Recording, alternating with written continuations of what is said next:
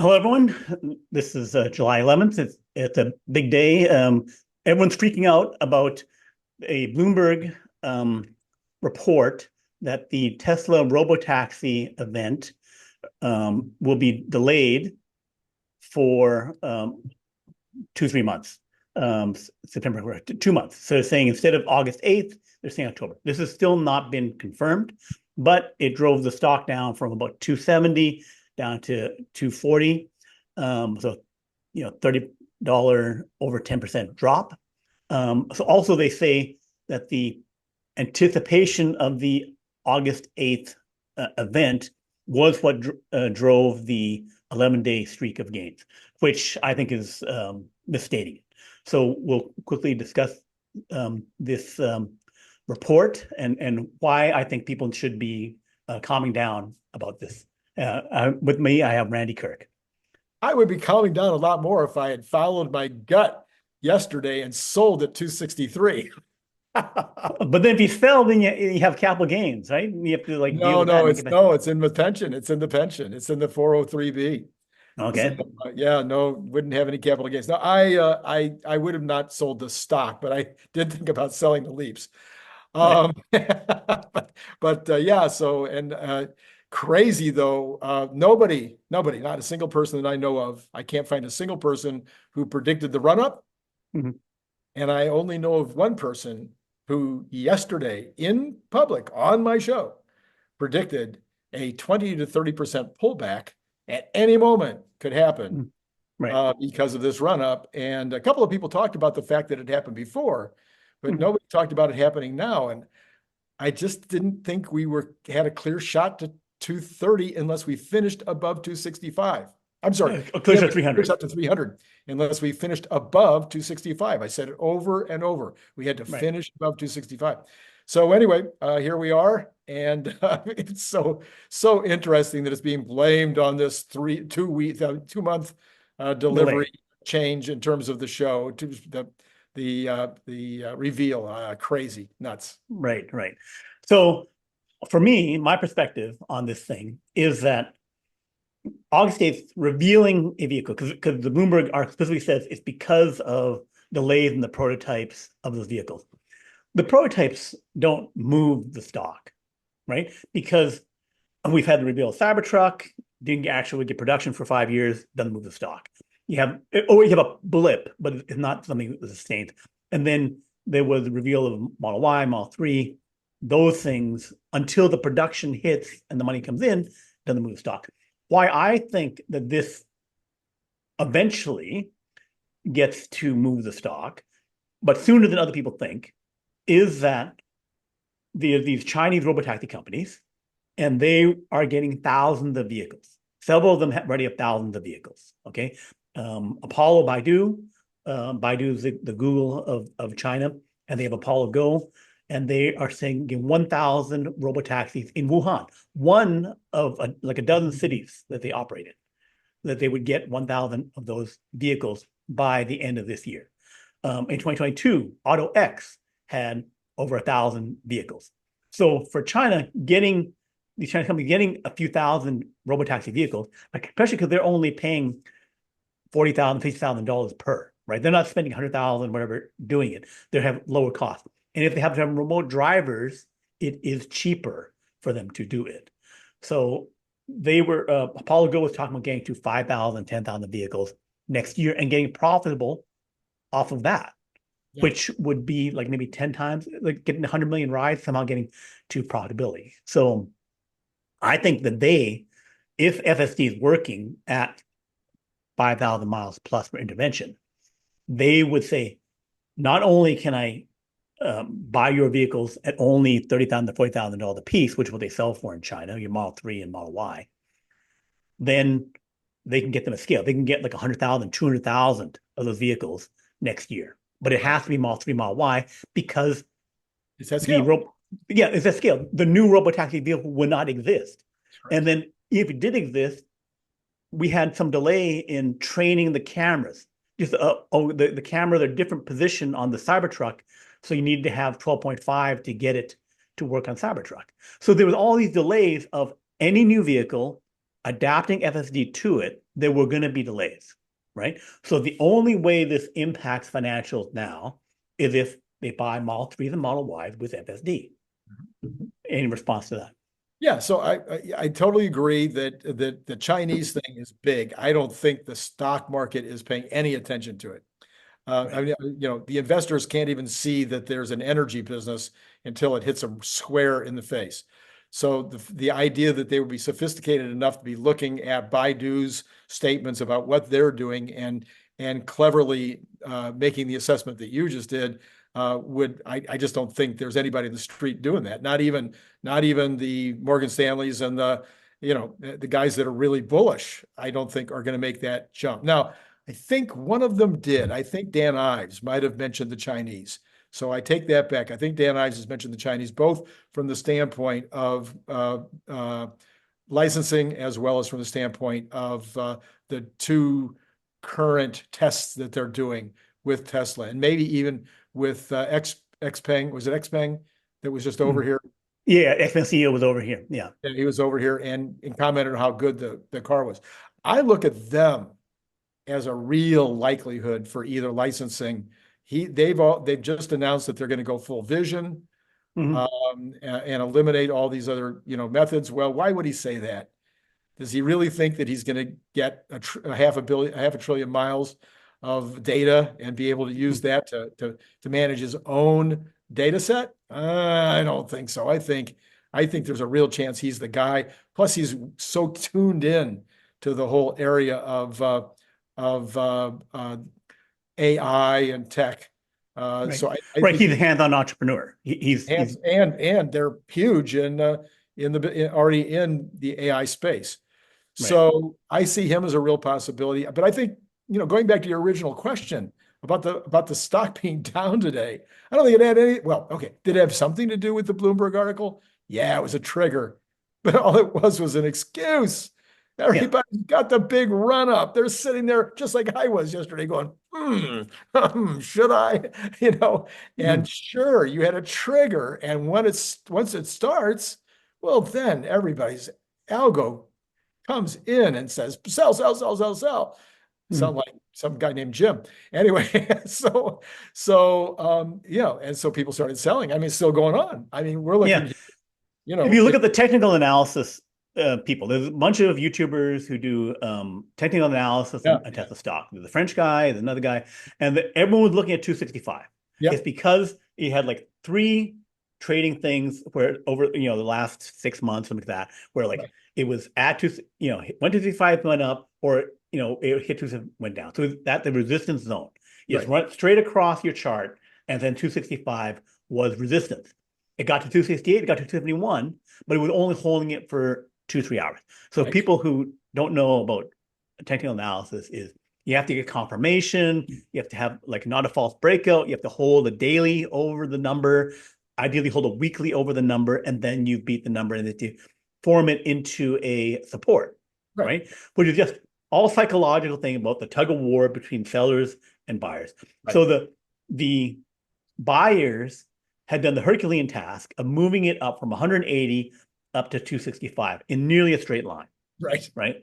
Yes. So they were exhausted. Exhausted meaning if you had done it, just think yourself, I bought in 180. In a month, I'm up to 265. Yeah, I'm thinking, woohoo! I need to turn this into cash. I need to, in the Wolf of Wall Street or whatever, like the guy, the McConaughey, pounding his chest, don't let them, sell the stock and put it into their pocket. That would make it real. Yeah. Right?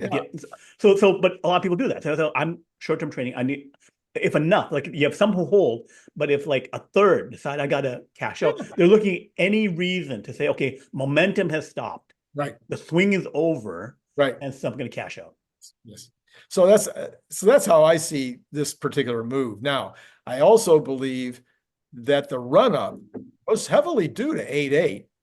I believe that that's true, but I also believe that it was heavily due to the energy numbers. That impact as well. So you had this solid, and the cars were a beat. I think not just a beat. It was that the underperformance the disappointment seemed to be relatively over, Right, and that right. they could see the light at the end of the tunnel, that growth was coming back. Yeah, So so you take those two things. So you have three things. no, I'm saying these are hard metal. Yeah, So hard metal is, I can see these energy numbers, I can see the margins, I can see it all growing. We're opening another plant in Shanghai. All that's, you can put that on the spreadsheet really easy and go, yeah, the stock deserves more. And there was just another Morgan Stanley, I think this morning, one of them, I forget, talking about it again, just really laying it on layer after layer of how important this energy thing was, increasing, I think, his percentage of the stock value. I think he had a $35 yeah, to $50. to But then $50. he got mocked by Stephen Mark Ryan for taking it away in the cars in order to keep his number the same. It's like he just want to get ahead of it because they just want to be just above. Yeah. So, yeah. So you have this hard metal. These are the metal reasons for making the decision. Now you got the mental as opposed to metal, and that is, if this robotaxi thing happens, or when it happens, it changes the world in a way Yeah. that no other product ever has. And that's before you even start talking about Optimus. So there's got to be smart guys. I know that it's not just us YouTubers. Yeah. It's just not you and me and Stephen Mark Ryan. There's other people out there that are in these investment committees, that are on these major mutual funds and whatnot, ETFs, that are paying attention to what Kathy's saying. They're paying attention to what Elon's saying. And they're going, you know what? We have to have some optionality in the Tesla stock. We have to have some position there because we don't want to miss the next NVIDIA. I Right. mean, we don't want to look like idiots again, especially when Randy was writing about it. Randy and Brian were writing about it in November of 2022. Yeah. So we Right. can't completely miss this. So Right. I think they have some optionality. Now, everybody I've talked to the last 2 days have said they think that the mutual funds are basically still underweight, even at 271. That they're underweight, and that if they were even weight, we would be way over 300. And if they were overweight, we'd be past all-time highs already. Right. Which again is less about Tesla super executing, but just getting the growth story back in a decent form. Right. Growth story back, margins over 20%, Right. 30 to 50% growth. I don't think even 50% growth is needed to get it up to back to 400. I think if you did like 30, 35 on cars and 15 to 70% on energy, 70% on energy, yeah.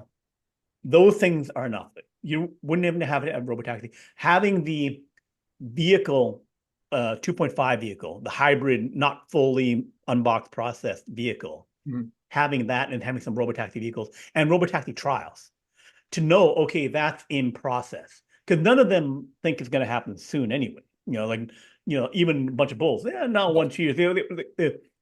Us Uber bulls say, yeah, it can happen in a year or two. But then we can also understand delays can happen, and 1 or 2 years is not an unreasonable position. Exactly. Right? But it's like we'll find out. And here's the metrics that we will see to say, okay, it happens sooner. Right. And my case is that even supervised guys in the car or other vehicles, if you have 100,000 of those in China, that's real metal, right? Because 80%, even most of the robotaxi companies, there are thousands of vehicles in China, have supervised drivers.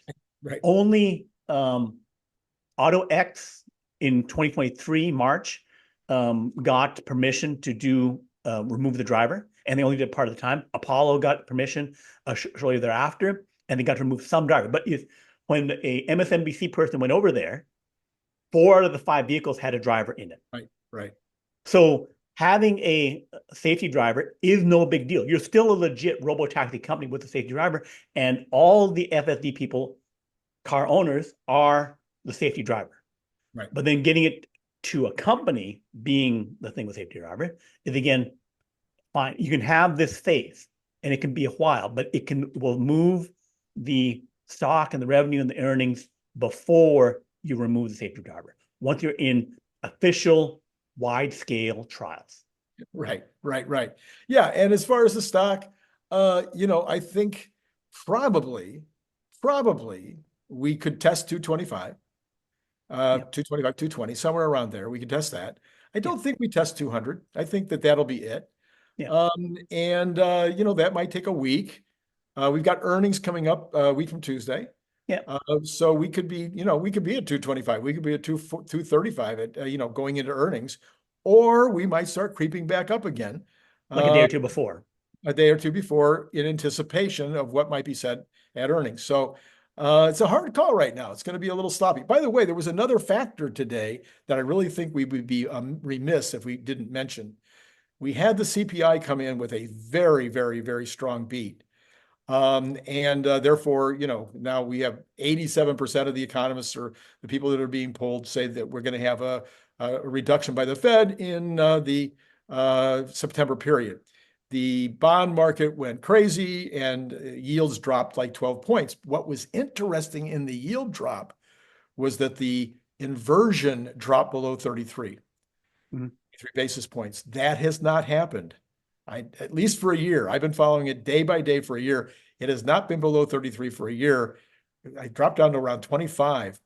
The people talk about that 25 or dropping the yield curve, re-inverting as being the signal of the recession.